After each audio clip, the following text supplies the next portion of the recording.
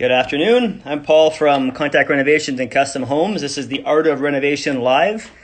This week we are talking about flooring, all things flooring and tile related. My guest this week is Lauren Hunt from the Builder Floor Center, BFC. She's been working with us on flooring projects for quite some time. She's been in the industry about 9 years. She also has a degree in psychology, so she can really figure you out and identify which product you should use. She's got lots of experience in the renovation world, new construction, as well as restoration and commercial projects. But for us, she's done primarily residential projects. She's super focused on client satisfaction, which is why she's become my go-to person for flooring. We're really customer orientated here at Contact, and the vendors and trades that are on that same program, they really fit in well with us. So she just got her realtor license as well, so she's going to take it to a whole other level of working with clients on their homes here. So congratulations to her. See if she's lurking in the background here. I see she is. I'll pull her in, so bear with me. Here she is. All right. Sign in here, and we'll talk about flooring. We'll start off kind of explaining the options. There she is. Hi, Lauren. Hello. How are you? Oh, there you are. Oh, hi. Can you hear me? I sure can. All right. Awesome. I'll throw up your company info there. Oh, there we go in the background. BFC. Yeah. So welcome to the show. We're just going to have kind of a candid chat about flooring. Yeah. Thanks for having me.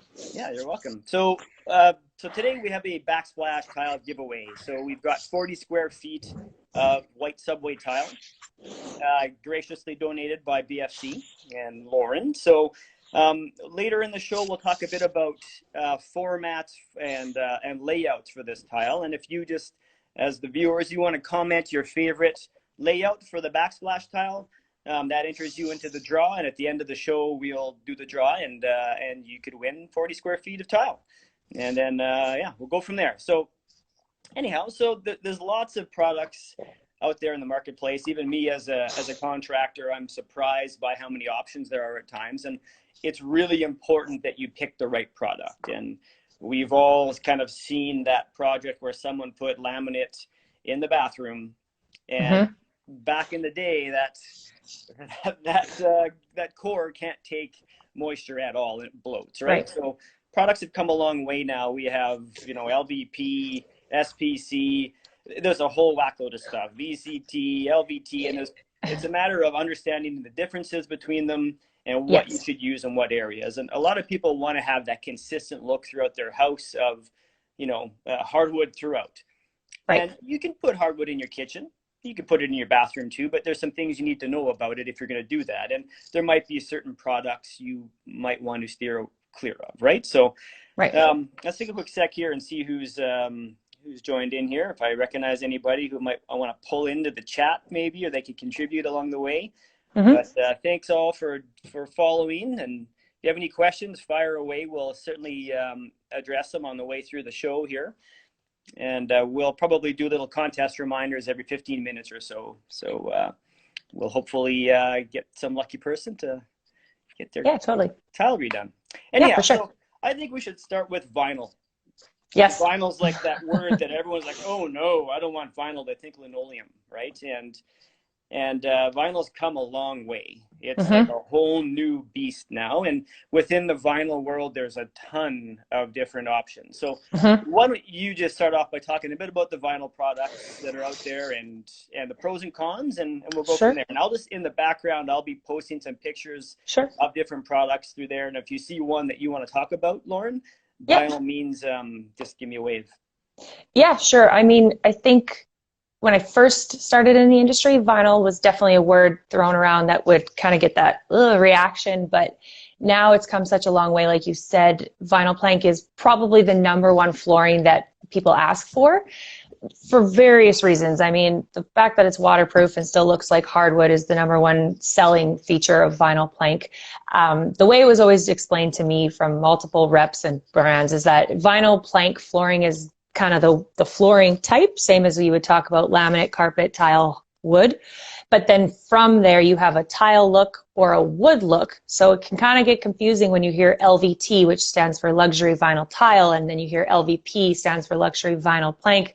They're all under that umbrella of vinyl flooring. So I think that's the key when you're shopping for it.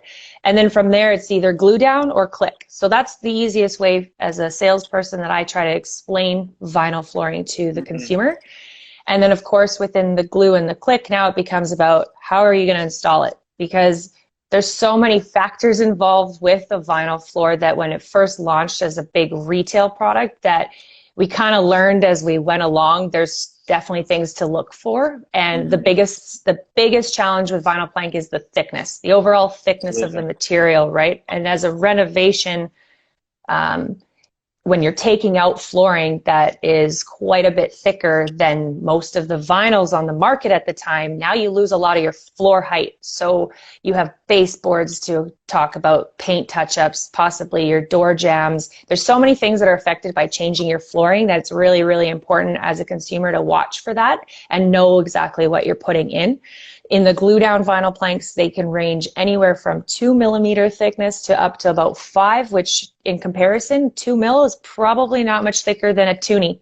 So if you laying flat, so if you think about taking out carpet and pad, which is probably the thickness of your thumb, and hardwood, which is even taller, now you're losing a lot of floor. So that's where the click kind of seems to have an advantage right now.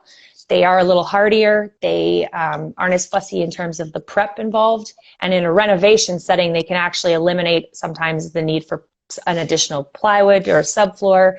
And I think you and I did a project where we actually saved the homeowner quite a bit of money in removal costs and just laid it right over top of everything. So there's some definite advantages there for a click format. Here's a couple of images. So here's a LVP. It's a glue down. It's quite thin. You can see that's probably one of those, you know, on the narrower or thinner side of it. Then we have other products where you have a thicker core, you know, and you can have different backings on them too. Now this particular one here has this this foam back. And then cork, and cork being an option too. There that comes with a cork back, and you can see the thicknesses of these. This is quite a bit thicker than, you know, your kind of your glue down floor product, right? So and yeah, we did a project a while ago where a client wanted their home had primarily tile on the entire main floor, and the client wanted a wood looking floor but was into vinyl. So we looked at, you know, the cost of demoing all the tile. Most often when we demo floor tile, we usually remove the plywood underlay along with it because it's usually quite damaged after the tile demo, and that's a super labor intensive process in itself. So we, you know, you came forward with, hey, I have a product you might want to look at. And I believe it was an SPC, which is a stone plastic composite. Yeah, you bet. And that product, you could actually install it directly over top of the tiled floor. It's such a rigid core that it can take a little bit of movement and deflection. And we had to do a little bit of, I guess, leveling in some areas. But overall, we saved about $4,000 on the cost of demolition and subfloor repair by using that SPC product. And yes, the floor product itself was a bit more expensive than a glue down or what another product on the market. But when you factor in that savings on the demo side and the floor prep, it was certainly worth it. So, I mean, that was great. I really appreciated you bringing that to the table, and it was a great solution for the client. It saved them a ton of money, right? Yeah, for sure. And like you touched on, like floor, how many different options there are now, and this is from one sample wheel I have at the shop here, and there are so many different looks. And even when you want the wood look, like this piece, you can't see it well in this image, but this has the look of a hand scraped hardwood floor, and it's a vinyl plank floor, and it's textured. It feels similar to hardwood, but obviously it's not, right? And it's got that resiliency of being waterproof. So, you know, I'm a huge fan of the vinyl floors in general now. And there's usually a lot of need to educate clients so they can, you know, understand, well, I'm not talking about lino.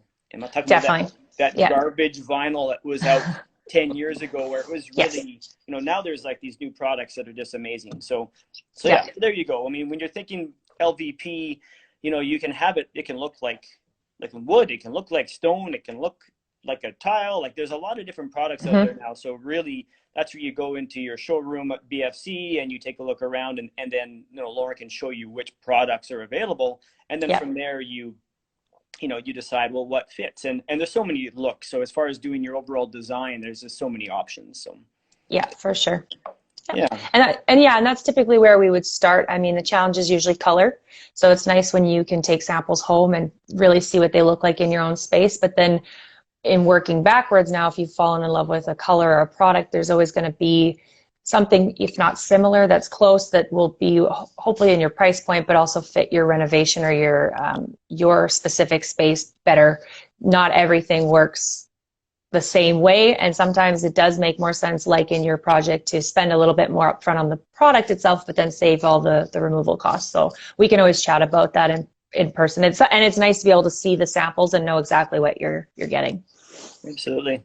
Mm-hmm. And I think, I mean, even like with everything from any sort of hard surface product, you can play with the layout a little bit, so it can really change the look, right? So this example I have in the background, we did this last year for a client, and as you pick your product, there'll be some variations within what you get in the box, right? Some lighter pieces, some darker pieces, and that can really contribute to a particular look, as far as there being a variety in the colors and somewhat more of a consistent look within the floor, which really depends on what you prefer. And again, your designer will help you pick that. So whether it be direction or whether you do them, like there's so many options for layout. It's what's the most popular layout wise right now when it comes to plank floors?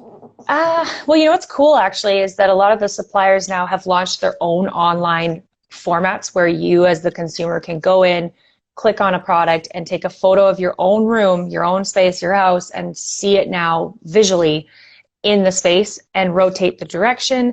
The biggest thing with the vinyls is because it's not being secured to anything in the click sense, and even in the glue sense, it's not real wood, so it doesn't need to be attached. You can run that direction however you want. Like the photo there, you can do a herringbone layout. You can switch the direction in different rooms if you want. So it really gives you way more opportunity to play around with your space, to try different patterns, layouts, directions. And I think having the online ability to pick a color, see it in your own room, switch the direction around, figure out what you like best is awesome. And there's so many suppliers that are doing it now. So once you've narrowed it down to your couple choices, you can see the color in your own home, but now you can actually take a photo of it and see what that'll look like as a completed visual, which is amazing. And that chevron layout right now is very popular for sure.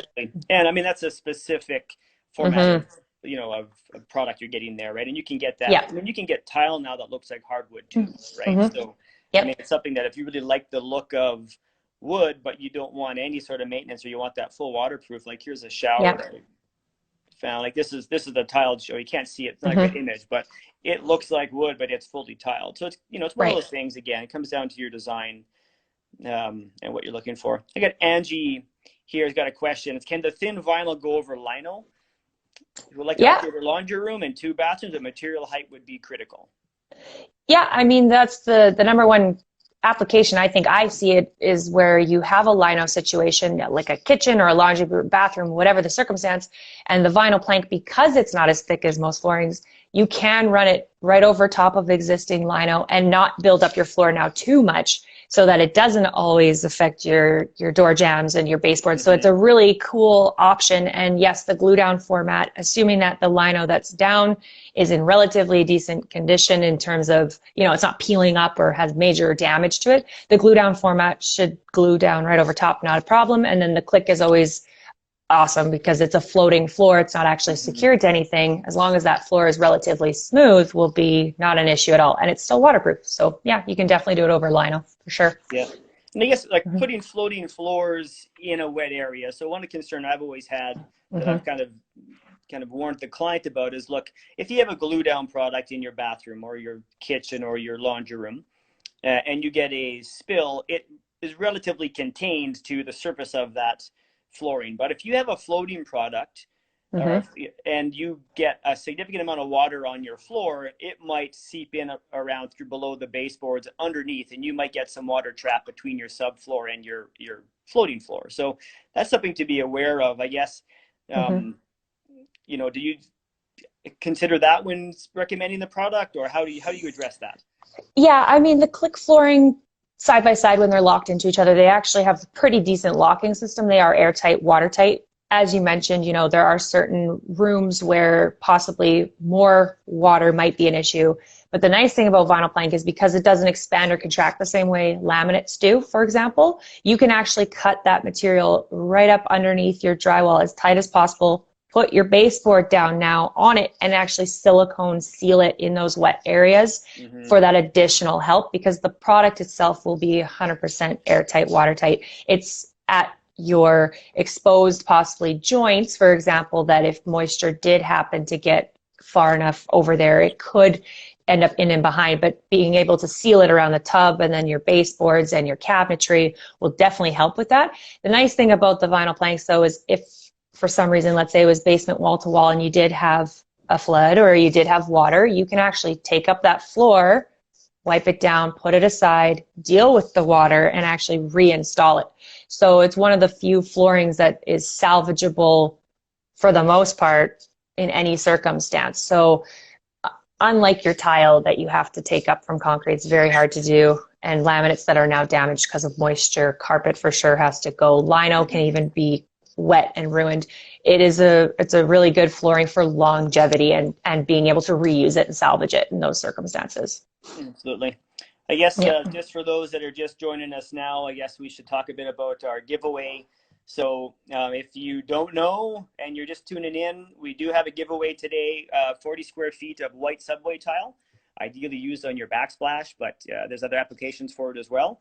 So we're going to talk about layouts in a little bit here as far as what pattern you like for a backsplash using a subway tile. So comment your preferred layout or pattern, and that'll enter you into the draw, and we'll do the draw at the end of the show today. So I guess on that note, let's talk about patterns a little bit here. I know we're going to kind of jump from vinyl floor right into tile here, but while we're into it, so I found a few little diagrams here that I don't know how well they're going to show up on the screen. This kind of formats the images in a bit of an odd way, but I mean, I would say most common here, I'll just pull up a picture of an installed, well, even the one in this picture, right? So yeah, that one I'd say, yeah. Kind of your common brick 50-50 install on a horizontal, right? Yep. And like it looks nice, and the one way to make that pop is you darken your grout color, right? Yep. Which has its pros and cons. As a contractor, we've been through lots of different tile installers, and definitely it's not something that is, you want to DIY your own tile job, you certainly can, and just do your research. But if you're going to go with a dark act or a contrasting grout, be prepared to see any imperfections in your tile install. So it's something that, you know, aside from the overall look, keep in mind if you're going to have a white tile with a black grout, you need to make sure that your layout is mint. So, yes, you know, beware. Consider yourself warned. Another popular one, I guess, even within the horizontal pattern here, let's see if these will show up, but you can also go with a vertical, the horizontal stack. You can't see it in this image, but basically you line up the grout lines. Yes. So that they're all consistent. And that changes the look significantly. I mean, within a subway tile, like this format we have is 3 by 6, 3 inches by 6 inches. Right. So, I mean, there's like countless options for how you lay it out, which is kind of the beauty of tile. I mean, you can really get creative. So what would you say for you right now? Like what's the most common or popular or maybe your preferred layout that you see when it comes to backsplash? I mean, I think Alberta's trends are a little safer than probably some places. I would say the horizontal brick 50-50 split there where the top tile lands exactly halfway over top of the one above it. That would be where we see that rectangular shape often. We have seen the herringbone layout come back into trend quite a bit. So you can see the two bottom left, like the middle and then the bottom left corner there. Those herringbone are very popular style right now in large format or subway rectangles, even in the vinyl plank layouts. So those do wonders for just adding a little bit of detail to a wall, where if the tile itself is quite simple, then that's a good way to pop the tile a little bit. And like you said, with the grout lines, the darker you get, the more you're going to accent the actual shape of the tile. So one other thing I wanted to mention for the do-it-yourselfers at home, if you're doing a glass tile and you go to a completely different color grout, just know that sometimes that grout color can show through the glass at different angles. So Mm-hmm. if you're not expecting that, it might change the color of your glass when it's on the wall. So that's something to be mindful of too. But yeah, I'd Absolutely. say, yeah. With the glass tiles, one more thing. We've seen this before. Often colored glass tile actually has a colored paper on the backside, and that's what Mm-hmm. gives it the color. And if you Right. scratch that color, or if when you're cutting the tile, if Mm-hmm. it tears back a little bit, you'll see that in your tile install. And also, if Yeah. the edge isn't cut really smooth, you'll see the light kind of refract at the edge, and it can really kind of spoil your hard work there, right? So Yeah. got Yeah. a You couple bet. questions here we should probably take on. So Yeah, sure. Alyssa was asking if these layout patterns can apply to floor tile too and the LVP. And yes, certainly it can. Yep. So the LVP, the only thing there would be if it does come in a click format, it does limit you to running the planks either stacked one on top of each other, where typically we would see more of a random stagger because it's mimicking real wood. But if the tile or the LVP in a tile format is a glue down format that's either grouted or not grouted, you can pick any one of those formats, same as any tile listed there. So that's another really nice option about the ceramic look in the vinyl plank flooring, is that if it doesn't have a click format and you are gluing it down, you can pick the layout however you want, and you can do all kinds of unique borders, inlays, all of the same, however you want to run it. You bet. Absolutely. And I would say, like, as far as picking the herringbone, and I should have downloaded an image that had the herringbone pattern, but Mm-hmm. I'll find one just from a flooring install. So herringbone, well, I guess that's more of a Yeah. chevron, whatever, that's No, herringbone. yeah, Anyways, that'd be herringbone, you bet. so with this, if you're doing a backsplash with herringbone, you need to really give some thought to how many receptacles or windows you need to cut around Mm-hmm. or notch around your cabinets, because you can really Yeah. end up kind of breaking up the look of that herringbone or whatever if you get into a more complex layout. So ideally, if you're going to get funky on your layout, you should have a fair bit of space to be able to show that. Mm-hmm. And sometimes we'll do it as an inlay. We'll do a classic subway install where it's Right. a bit more cramped, and then in a larger area, say between the stove and the range hood, we'll do a little rectangular inlay, and then we'll do our herringbone or chevron pattern within there, and that can look pretty Mm-hmm. sharp too. Yeah. And with those kind of layouts, you'll get way more waste as well. So when you're Yes. factoring your order in, make sure that you take that into account. So Yes. that And go ahead. yeah, Sorry. go ahead. No, I was going to say, and the herringbone is an excellent way to see if your lines are straight. So make sure you kind of dry lay it out possibly first, just so you know, and also knowing where your peaks start, or possibly if your herringbone is running like a staircase, because as soon as that's on the wall, if it's not centered the way you want it, you're kind of stuck. So it's definitely takes a little bit more in terms of mapping out where and how you're going to lay it. So Absolutely. Like on the yeah. install side, if you are hiring someone to do it, I mean, you should expect your herringbone to cost at least double to install what a subway tile, like a standard stack or offset pattern would be. So Yeah. I got Dave Tiefen back. He's from Attaboy Home Inspections. He's commenting, as a home inspector inspecting new homes with vinyl, I always get asked, how is this flooring going to hold up with pets, especially bigger dogs? Yeah, great question. Actually, that was one of the list I sent you was a common misconception with the vinyl plank. I know originally when it launched, it's indestructible, it's, scratch proof, dent proof, stain proof, all these things, but the reality is that it is a plastic floor. So the key with the vinyl flooring is to check out the wear layers. That's part of the warranty, and it'll be listed on the samples somewhere, but vinyl really only comes in a couple wear layers, and what that wear layer is just that very top layer of a plastic that gives you your scratch resistancy and your wear warranty. So entry-level vinyl planks will have a 12 mil, that's 12 MIL, and that's spelt very differently than the millimeter thickness, so those can get confused. But your commercial grade or your heavier scratch resistancies will actually be your 20 mil wear layers. So I don't know if on that sample you can kind of, might be listed there. No? Okay, so that's okay. It'll be there, and if you have questions about it, let us know. But yeah, with big dogs, I would say 20 mil is the best way to go, because it will hide the scratches a lot better. It'll be much more scratch resistant. But the other cool side about vinyl is because it's a plastic, it's much easier to clean. You can buff out most surface scratches just with, a magic eraser or a really good tennis ball. For some reason, the microfibers on a tennis ball are a great way to buff out surface scuffs with your plastic anything, furniture, PVC deck, vinyl flooring. I myself have 2 very large dogs, and I have vinyl plank throughout my entire floor, if you can see that there. And there they are. They're massive. So nails, dragging furniture, having company over, vinyl is the way to go. It's so easy to look after, for sure. Good tip with the tennis ball. I got a big dog too. I got a chocolate lab. He's about 90 pounds, and I have hardwood at my house, and it so terribly needs to be refinished. But as I'm lazy and don't trim his nails often enough, I'm just going to let this floor run its course, and then we'll look at refinishing later. And yeah, for sure. I guess on that note, it's a good time. Maybe we can transition into talking about hardwood versus engineered. Yep. So, so I do this, aside from the Art of Renovations live, we also do Art of Renovations, which is a video series I do that gets posted to my YouTube page and to the website.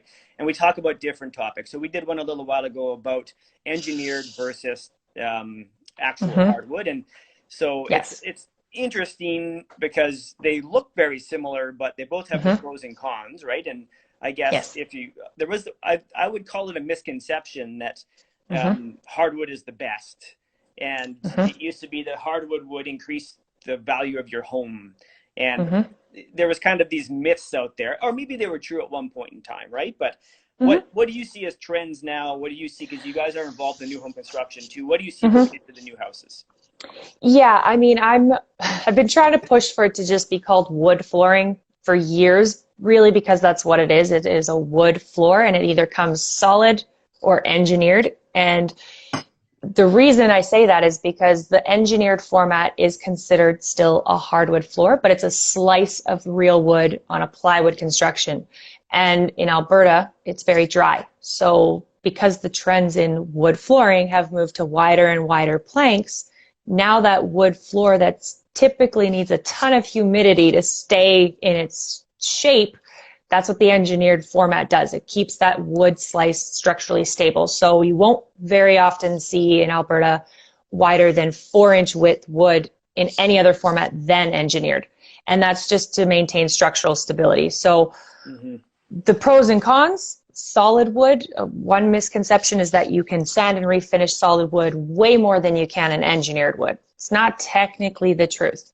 The veneer thickness is about as thick as the real wood in terms of before you get to that tongue and groove where now the material needs to be replaced. You can actually sand and refinish both solid and engineered at least once for sure. The solid you'll probably get 2 times out of it, whereas the engineered, depending on how thick that veneer is, you might not. But the reality is most of us in our lifetime of owning a wood floor will typically not sand and refinish because the cost to do it is actually quite expensive. And so they end up replacing it with something else anyway. And like you mentioned, in real estate, I think at the time, possibly 10, even 20 years ago, it was whatever your house was worth. If you had hardwood, it was the value that you spent on that wood actually added value to your house. But that was partially because it was narrower, it was nailed to your floor, it adds structural stability, it's a natural product, so therefore it's more expensive, it's got that really like rich feel to it. But now I think the consumer is just too knowledgeable. They know how it wears. The vinyl planks are really good price alternative. Builders, as you asked, are moving towards making vinyl plank their standard. Just because we have dogs, we have kids, we have lifestyles that we want something that's a little more low maintenance. And if you can get something that looks and performs much better, but it looks exactly like the real deal, and you're the only one who knows the difference, at least now it looks new every day. But in saying that, the biggest benefit to hardwood is that every single board looks different. So that's typically your giveaway, or your, as a flooring person, you notice immediately when there isn't a pattern repeat, you know it's real wood. Right. And for some shoppers, that means something. And also being a natural product, right? It's not plastic, so it is real wood, and that has some value too. It's a different look, it's a different feel. So it really comes down to your lifestyle. I think sometimes the hardwood isn't the best option for people if they want to have a low maintenance floor. But that's we're talking about those options. Makes sense to me. And there's some really cool products that have just launched. They're technically hardwood, but they're also waterproof, and they have a vinyl construction as their core, but it is a wood flooring alternative. So it is real wood, but it's on a vinyl product, and so therefore it is waterproof now too. So they've gotten really clever with the options for sure. Yeah, absolutely. There's so many options. I guess in the end, let's talk about if you've picked a hard surface floor, whether it's a vinyl floor or engineered or a wood floor. You probably have some stairs. So how are you going to finish your stairs? So a lot of people think they want to see their hard surface.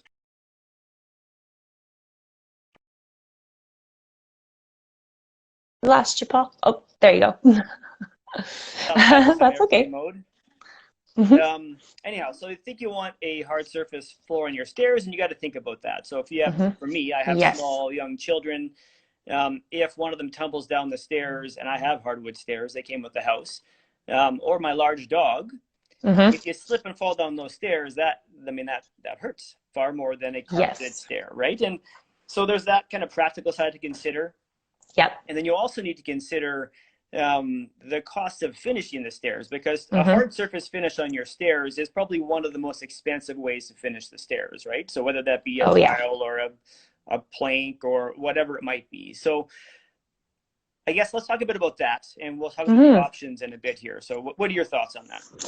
Yeah, I mean, typically we like to see, the same flooring throughout our space, but we're also used to seeing change in flooring in certain areas. So now when you do a vinyl throughout the whole place in your kitchen, and then you want it down your stairs too, it's natural to kind of want the same flooring. So the nice thing about vinyl planks is they tend to have a little more traction to them. So on a set of stairs, they should feel less slippery than possibly like a smooth wood, for example. And suppliers have now gotten really great at making the actual nosing, that's your finishing piece that finishes like the edge of the stair, out of the same material. So visually when they're complete, they look exactly like a set of real wood. And then it's just a matter of how you want to finish the look. Like, do you want the wood look to be the entire step? That's the front of it, the tread, the sides, we call that the stringers. We've seen a shift towards having, carpet mixed in there too. Carpet on a set of stairs is a really good way of keeping the budget down, but still getting the wood look throughout. And then like this photo you've got there where we've taken the same vinyl plank and done the riser, that's a great way to blend the two floors together without breaking the bank. It's more comfortable, it's quieter. Like you said, if you've got small kids, it's a great way to have a little softer set of stairs for your family. And really at the end of the day, carpet for carpet replacement on stairs is the most cost effective and economical change. So if you would throw a carpet on there and it's going to last 10, 15 years, well, who cares? You just replace it in the future and away you go. And this trend that you've got a picture of is blowing up right now, where we have the white riser, white stringer. So that would be your side pieces, those what look like triangles there. And that's a really good way to open the stairs and make them feel a little bigger, brighter, and give some contrast to them. So then you're really just paying for the tread, and the actual labor involved is a little bit less, and it looks beautiful. Like that's a very, very popular look right now. And you can do that in wood, laminate, tile, plank. I've seen this done quite a bit too with the photo you've got there, where you've done something completely different and have the riser be something funky like that. It's great. And I've seen that actually done if tile for some reason is not within the budget, you can actually do that same look with a really cool pattern lino too. So there's different ways of doing that. Yeah. Let's do a shout out for a giveaway again here. Not many people are actually commenting, so I don't know if they aren't aware of what to call the layout, but basically BFC's donated 40 square feet of white subway tile. So that's up for a draw today at the end of the show. Just enter your preferred pattern for your subway tile, and that'll enter you into the draw. So typically you'll see a brick pattern, which is what you see in this picture now. Sometimes you see something similar to that, but it's a 30-70. So instead of the grout line being directly in the center of the tile above or below it, it's offset slightly to one side. You can stack them so all the grout lines line up. There's herringbone. Those are probably the most common that we've seen. So comment please with what your favorite tile pattern would be, and we'll get you entered into the draw. Yeah, awesome. All right, so we've gone through stairs. What else can we get into here? Let's talk about, I guess, tile a bit more. You know, I mean, we talked about flooring doesn't have to be boring. Right? No, it does not. I think, like, here's an example. Look, we did a small 4-inch band of penny tile, and this client wanted it to pop and be funky. And you know what? Like, mission accomplished. That looks really cool. I wish this picture was kind of zoomed out a bit. I'm still figuring out the formatting for the images on this Instagram Live, but it's a really cool way to add some color and make it fun. This was for the children's bathroom in the basement. We also did something here where the inside of the niche had the matching penny tile in the back. So, you know, so you can have a lot of fun with your tile, your floor products in general. It's just a matter of knowing what you're getting yourself into. So, for example, this penny tile, which we do, you know, showers often that have penny tile in them, there's a ton of grout.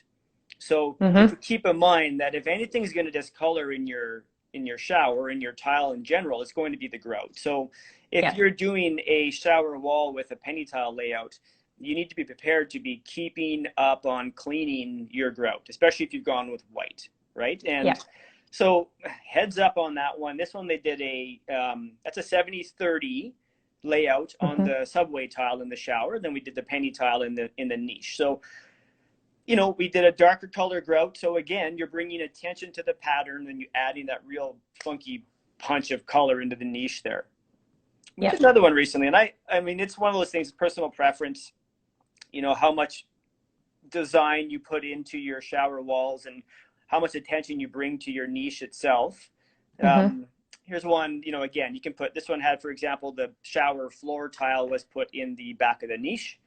And we just did one recently here. I think I'll pull it up. And this one actually turned out pretty funky. It's not a great image, but, you know, there's a vertical stripe, which I don't personally like the vertical stripe look. But this one was done really tastefully, and we made that go through the niche. And again, like something like this, you have to consider how much planning goes into your layout.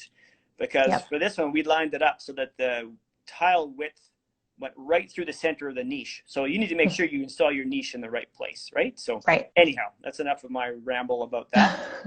What are your thoughts on tile, and like, you get involved in those designs too? I know you've done them for us a couple times. Fire away. Yeah, I mean, it's funny that you're talking about niches, because a huge trend that I've seen a shift in is the niche like that, but where it's now horizontal but wall to wall, like either the back cubby. So that's a really neat way to tie in, you know, the tile that you're using on the floor, possibly your backsplash, add a little color to the shower. And I mean, house apps and online have been a great way for people to get creative. I think we were so used to just seeing what was in show homes, and we kind of mimic those trends, but now people are getting funky. Like, that's our coffee bar at the office, and actually our in-house designer Rebecca put that together, and the amount of feedback on it has been awesome, and it's a really cool tile supplier that we've found, and he has all kinds of colors, styles, shapes, patterns. But even something as simple as a little coffee bar can have a lot of color just influenced by the tiles that are there. So you can do that in any room really, and there's no limit to what you can or can't do with tiling. So unlike most flooring where you do have limitations, sometimes just by what's available and the way you can install it, tile is an excellent way to add a little bit of your personal taste, character, fun, color, whatever you want to any room. And like, there's really no limit to it, which is why I love tile, for sure. Yeah, I agree. I mean, it's a lot of fun. Another place people are playing with tile now is transitions between your different surfaces, right? So here you're transitioning from, I think this was a kitchen into a living area. I don't recall where this location was exactly, but this one, okay, I have to be honest. This is a restaurant, one of my favorite restaurants in Canmore. This is the Bagel Co. But I had to take a photo of it because I was so blown away. This is actually a vinyl plank in a glue down format, transitioning with a ceramic tile. So even there, no limitation, right? The vinyl being glued down can be cut to whatever you want, as you can see all those funky edges, and then having it blend right into the ceramic tile. All you'd really have to do there is possibly level the plank area where it meets the tile so that the heights are relatively close, and then it creates like a seamless transition free flooring, but like it's a really amazing way to blend the two floors together. And we've seen this trend a lot actually with hardwood. So Yeah. hardwood blending into the tile the same way. Yeah, you bet.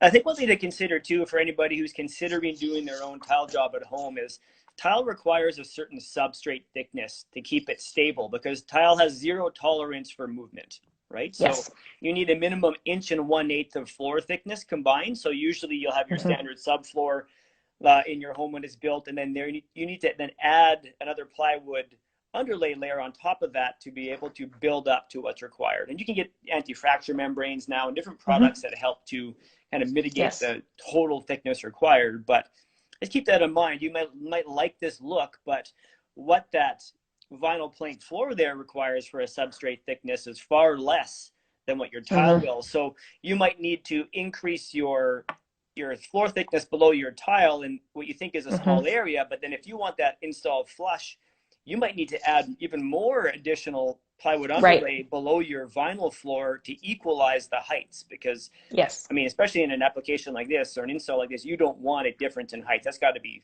flush or you kind of lose the effect. Right, exactly. Yep. Yeah, for sure. And that's one of the big things with the vinyl plank is to just be mindful of is the thickness and just knowing what you're meeting up to so that you can prep the floor properly. Absolutely. I think, you know, I mean, we had talked a bit about what we're going to discuss here today. And, you know, one of the questions you kind of asked in there was, you know, do you need a general contractor or just hire your flooring guy? And I would say that, look, if you have someone who specializes in flooring, then you probably can hire them direct. But one thing I witness as a general contractor is a lot of the trades know their job really well, but don't really understand how the work that they do may or may not impact the trade that comes next. And we see a lot with flooring where, you know, there were considerations made to, could be anything from your door jambs, how they meet the floor, the height of your baseboards afterwards, you know, tripping hazards at a transition point. And I think it's really important that you give some, you know whether you need a contractor or not. If you're not too sure, ask. Because a good contractor like me, if all you need is a flooring guy, I'm not going to try and get you to hire me so I can manage one trade. I'll give you my trade. That's, I think, any good contractor is going to give you the straight goods there, right? So if you're not too sure, ask. And same to any good flooring installer will know, hey, look, there's going to be other things to consider here. This flooring install is going to impact your door heights. It's going to install your railing, impact your railings. It's going to require subfloor work. And I'll show you a job I was in. We just started on this week here. Let's get a picture. So, it's not going to show up. Anyways, so this is a heat register. Nice, they went and put a flush mount register in, but you can't see it in this image, but this is in the middle of the walkway in the kitchen. And what happened is in a previous reno, they removed a wall, and that used to be, well, it was in that location. So that particular flooring installer just refinished the floors, put the flush mount in, and now for the last 5 years, this client's been stepping on this heat register every day. So we're in there now. We're finally going to move it over. And that's one of those things where often people don't consider, you know, the next step. This is an HVAC issue, right? Yeah, so not all the flooring guys are going to go, I got to move a heating boot and modify a duct run, right? So that's where I think your general contractor comes in and can help you a lot. And a good flooring installer like Lauren will point this out in advance too, right? So it takes a whole team here to win sometimes. Yeah, and I think too the big thing is that when you have someone in your house that brings attention to those things for you that you didn't necessarily know to think of, that's a good indicator of someone who's maybe has seen this before, has more experience in it before, because they're not necessarily trying to upsell you. They're trying to make you conscious of everything that could be involved so you're not blindsided by cost. And that's the huge benefit to having a contractor, is by having that one person that you pick up your phone and you call them with questions along the way. And they also make sure that the trades stay in line with each other and that there's someone held accountable for the install, the materials, and they're looking out for everything for you. So yeah, definitely if you have more than one trade for your particular project involved, it's definitely worth consulting a contractor just to make sure it's worth it, because in our opinion as trades, it's worth it. But as the consumer, that's really what you're paying for, is someone's expertise that knows how to manage the trades for you, so you don't have to, because it can get busy, especially if there's multiple trades involved, for sure. Right. And nothing's worse than, I guess, as the homeowner who's kind of overseeing their own project, to find out that there were issues after the fact. Well, holy cow, I didn't even consider that now. And we see this often where, you know, you go from, say somebody had a hardwood floor in, and now they want engineered, or they want to go to LVP, and you have a thinner floor surface. Well, if you think about your door heights and your door jambs, right, which is your door frame, those will be, depending on how they were installed, that you could see a gap below them. Definitely. Between your new floor and where your door frame starts. And that's, I mean, that's just it's an irritation. Absolutely. You'll see it, and there'll be a half-inch gap down there. And then the question is, that's too big to caulk. So how do you address it? And that's where I think, you know, your contractor can help out a lot. But definitely, I got this image of this flush mount register, and this is into an LVP floor, it looks like. So there's lots of different options you can get for registers now, and I wish I had more than one to show you. But I mean, they cost way more money, straight up. If you go to Home Depot, you go buy your $10 plastic drop-in register, there you go. It's $10, you're done. These, though, you know, the way when you install the floor, there's a certain way you have to do the install to leave the opening the perfect size. You can see how thin the lines are around the perimeter of this register, right? So it's a really precise install. But then plus you have to order these, and they get made out of the matching floor material, right? So I mean, it's worth considering. I mean, it's a great look. I think it's worth the extra cost, but people don't often understand why they cost more, and because a lot more prep has to go into them. Same with the tiled floor. You can get flush mounted tiled heat registers. I mean, they're very expensive. They're very labor intensive. Let me get this picture out of here, because we've had that for quite a while. Anyhow, what else can we chat about, Lauren? Well, no, I was just going to touch on the vent thing too. It's like any purchase, really. It's that extra detail that's really going to make your imitation floor look much more realistic. So I always suggest, if you're not sure, get a price on it. Once you compare apples to apples, you might decide that saving your money on going from hardwood and switching to vinyl plank is worth now spending a little bit extra per vent. And same with the finishing details, like your stairs, having a flush nosing versus an overlap nosing, versus, you know, carpet. How much is carpet going to cost compared to wood stairs? Well, you don't know until you ask. And so it's always good to get those prices if that's the look you're going for. But that's really what those vents do, is they make your now vinyl floor look much more realistic, like a wood floor would be finished. So I think the difference of cost ends up being about double, I would say, but you could always ask, for sure. Absolutely. Let's talk about people who live in condos. So we do a fair bit of condo projects, and they're a special little beast of their own. Renovating a condo in a high rise is not the same as renovating a single family home that's at ground level. A lot of planning has to go into it to execute the renovation in general, whether it's how you get the material upstairs, will it all fit in the elevator, and then there's noise and dust control and mess control and access, all that stuff. But the floor specifically, a lot of condo boards will have bylaws about what are required for sound emission or sound dampening. So why don't you talk a bit about that for a minute?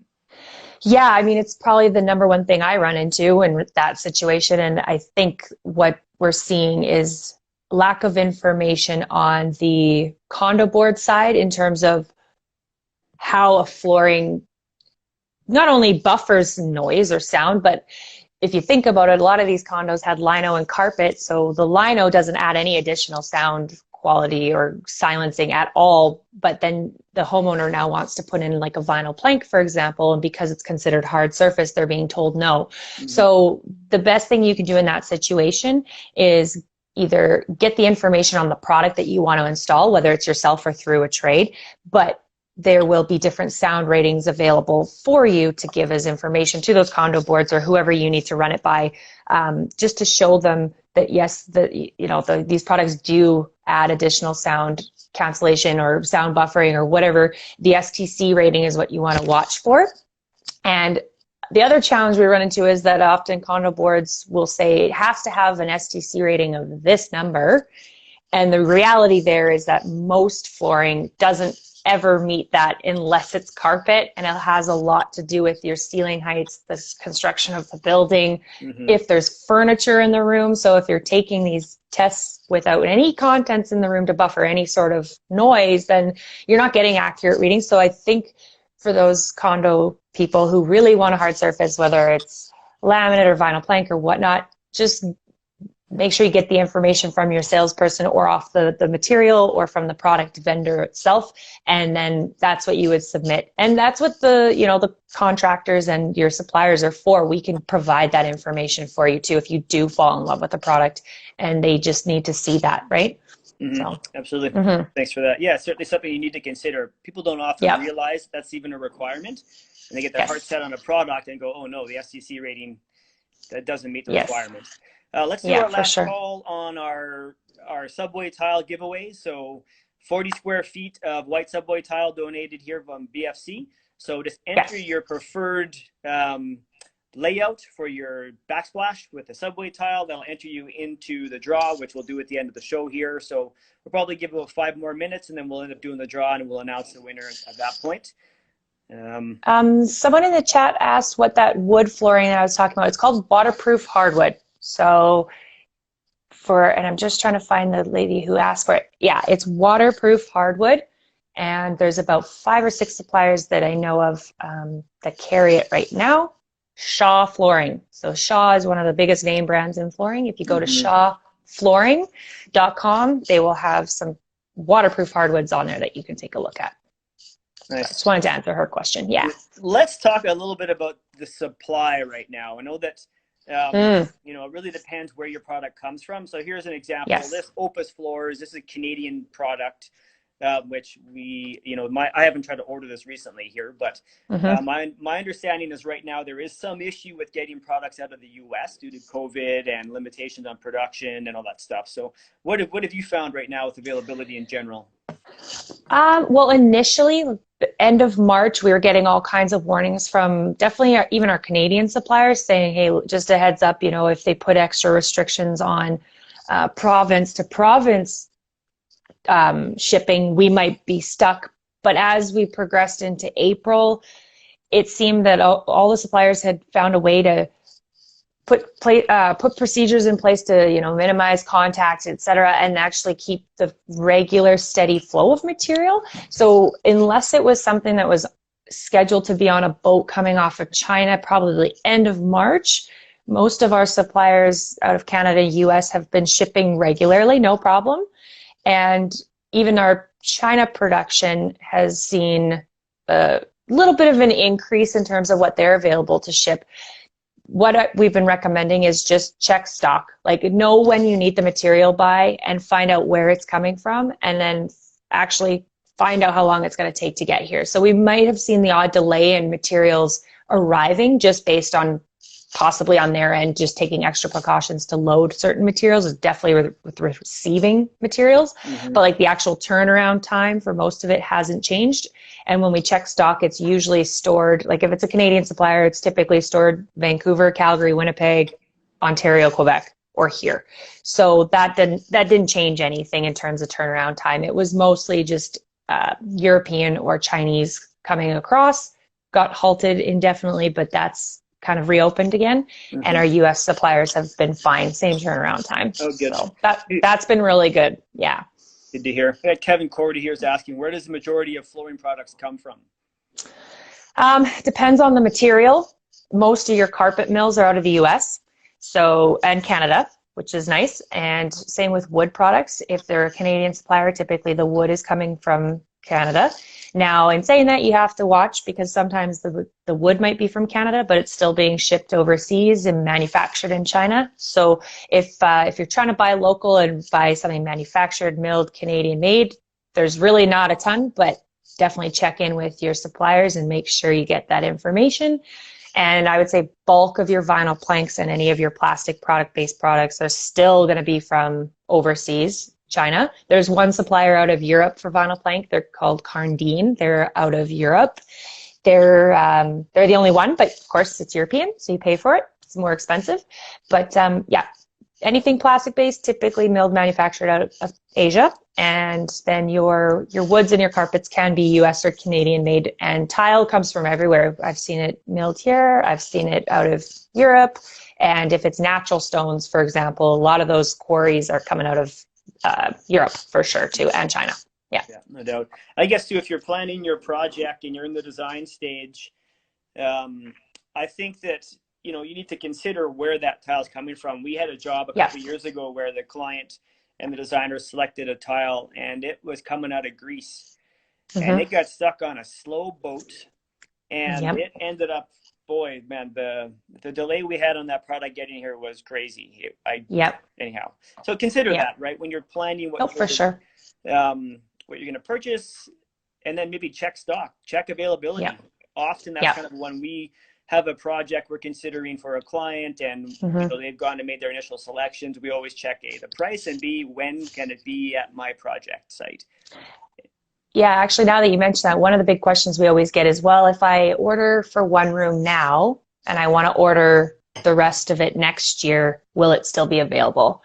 And unfortunately, when you're buying from a retail store, we're placing each individual order as they come in. So the goods are either available at that moment or they're being produced. So there's no way for us to really guarantee that if you don't order it at the same time, it will not only be current down the road, but that we can still get it. So if you know for sure that the flooring is what you want, I would always suggest order all the materials up front if you can. If you can't, that's okay too. Just check in regularly. Just check in to see where the stock is, or let your salesperson know, or wherever you're buying it from, just follow up on stock availability, because it does change. And most of us are buying from the same distributor. So if someone comes in the next day and buys all the rest of the material, there's nothing really we can do about it if you didn't have a hold on it. Box stores are kind of nice for that because they buy a ton of inventory and it's all the same across the country. So if they don't have it here, then chances are you can buy it at a different store. Pros and cons to both, right? Absolutely. I guess one thing to consider too is die lot. If people want to do, you know, a portion of their project now and they plan to go and buy that, whether it be a tile or a wood or, you know, I mean, anything that's man-made, and you want it to look the same, especially if you have a transition point, you need another box at the end. If the dial doesn't match, that can be a really frustrating issue if that box arrives and turns out that it's slightly off. And then you can see, right? So definitely worth considering. That's probably the number one thing to consider. And if you are needing to buy an additional box and you are doing it yourself, make sure you specify that. Say, I need it to match my original die lot, because it might be stock that they're pulling locally thinking you only need one box. And if the production dates don't match, it's quite noticeable. So always ask that for sure. Yeah, I've learned that one the hard way. We ran out, we were a couple pieces short on a job and we couldn't get it out of the same die lot. We had to tear off a whole wall of tile.